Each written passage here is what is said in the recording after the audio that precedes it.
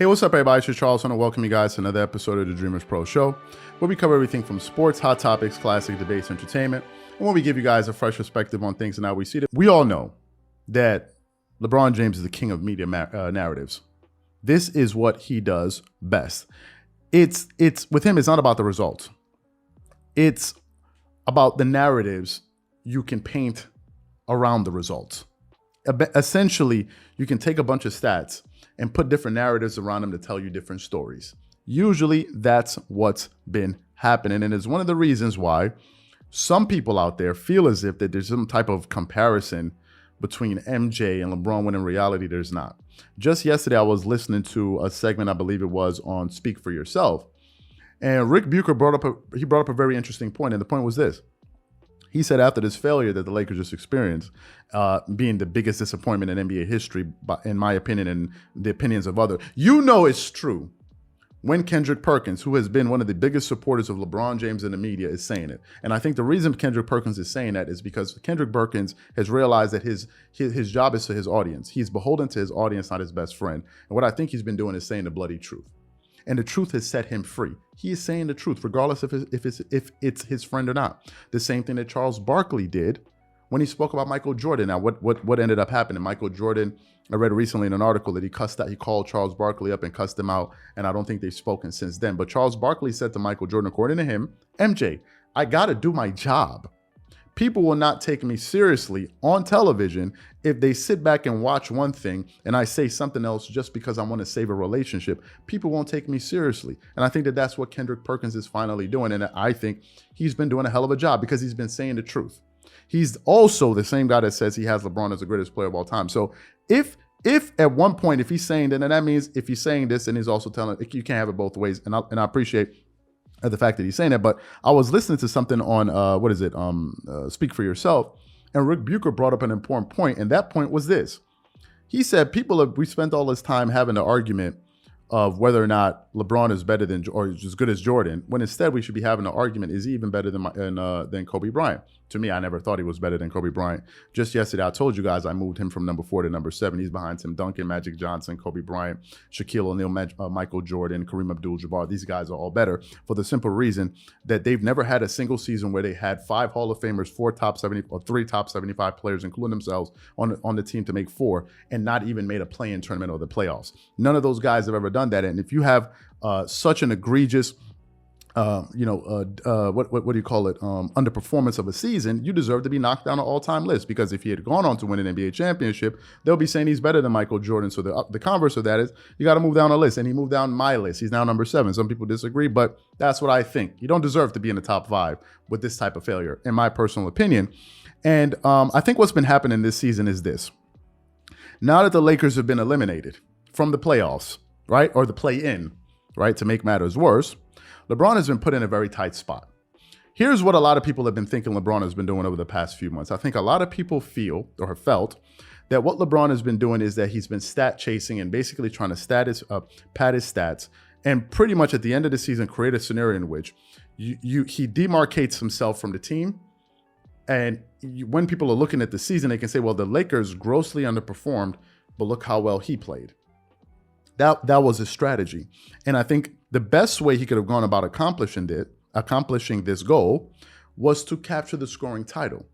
Because what people are going to remember is, people are going to remember how poorly the team did, but they're also going to remember the fact that, wait a minute, this guy in year 19 at the age of 37 led the league in scoring. So what the narrative, going back to narratives, what the narrative would have been is this.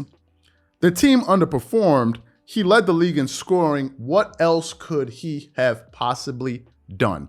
That would have been the narrative. What else could he have possibly done? He led the league. What else did you want a 37-year-old to do? But there's somebody that is standing in the way of ruining all of that. Because remember, the Lakers lost and they've been eliminated from the playoffs. And this means that, remember, LeBron has played 56 games. He needs 58 to qualify for the scoring title, and there are only 3 games left. He didn't play the remaining of those games because they said he was nursing a sore ankle. So you help me, you explain to me, If he couldn't play for a sore ankle, now that the team has been eliminated, what would be the reason for him to come back and play? Aren't you getting ready for next season? Wouldn't you want to rest up? Would you want to put yourself in a scenario in which you could risk getting another injury? No, you wouldn't. Conventional wisdom would tell you that. But if you want to stat pad and capture the scoring title, then you would come back, and it would be a blemish on his legacy, because they're like, wait a minute, your team just lost and you're still chasing the scoring title. That still matters to you after the Lakers just had their most disappointing season in the history of that franchise. Are you freaking kidding me? Even Emmanuel Acho, who I like a lot, who's a LeBron James fan, said he would be thoroughly disappointed in LeBron if he tried to pull a stunt like that. And he is somebody that thinks LeBron is the greatest player of all. So if he's saying that, just imagine how bad it would look to other people that have been looking at him with a side eye. And I think there's one guy that stands in the way of totally ruining that plan. And that gentleman goes by the name of Joel Embiid. As we currently speak,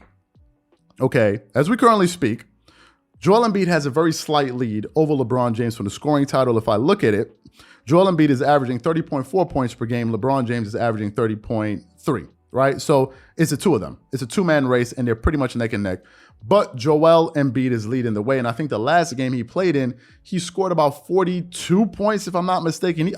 He scored a lot of points, and that's because he was trailing him going into that game, and I think he ultimately passed him.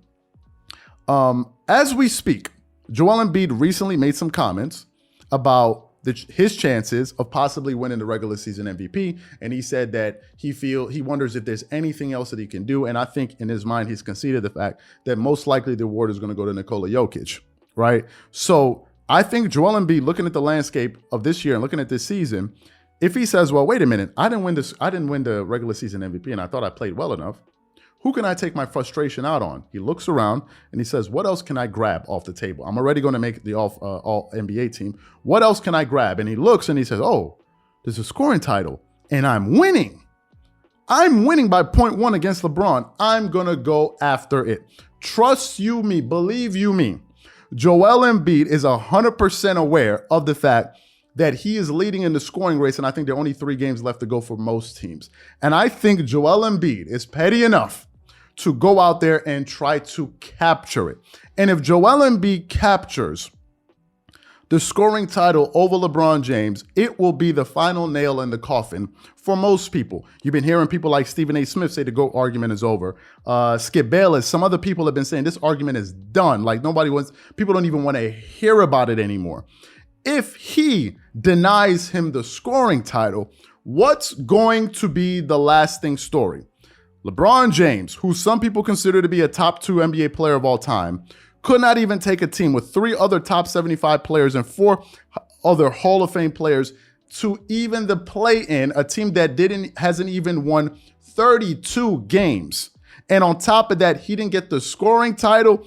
It would be a disaster. And I think Joel Embiid is probably fully aware of all of this, and I think he doesn't give a bloody damn. Looking at Joel Embiid, he doesn't strike me as a person that says, you know what, man, I feel bad for you, man. Let me go ahead and let you. He's going to be like, bro, I need that. I need that. Give me that. You don't want that. What did they used to do in high school? Something funny they used to do in high school. I remember you may be eating something. You may have a sandwich in your hand. They used to do. Somebody just come and smack it out of you like, yeah, you don't want that. And just like slap it out of your hand. Right? That's what they used to do in high school. It was hilarious. And I think that that's probably what Joel Embiid is going to do. He's probably going to capture the scoring title, and LeBron's going to look very bad if he comes back just to qualify for those 58 games. And then on top of that, not even get the scoring title, because they're going to ask, bro, why are you even playing? Your team is out of it. What are you playing for?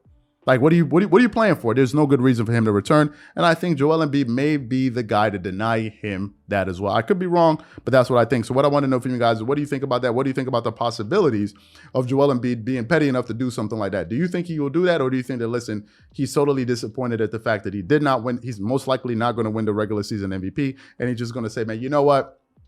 Coach, just rest me. Let's get ready for the playoffs. It doesn't even matter to me. Whatever you guys think, please leave your thoughts and comments in the comment section below. Again, if you enjoyed the video, be sure to make sure you go ahead and hit the like button, hit the subscribe button, and we'll definitely catch you guys on the next episode.